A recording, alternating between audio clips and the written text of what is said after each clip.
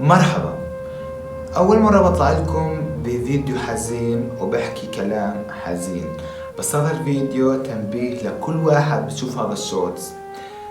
التنبيه اللي هو أنا كفلسطيني عايش في فلسطين مش بخير إحنا حرفيا، بس أنا حبيت أنبهكم إنه أنا كمان يومين ثلاث راح أنشر فيديو بعنوان حياة الفلسطيني في فلسطين.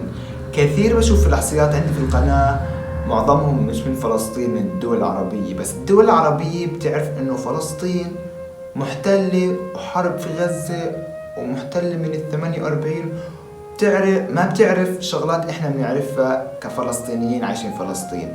فاشتركوا بالقناة وانشروا هذا الشورتس، خلي الكل يجي يحضر الفيديو تاعي، راح انشره كمان يومين ثلاث بعنوان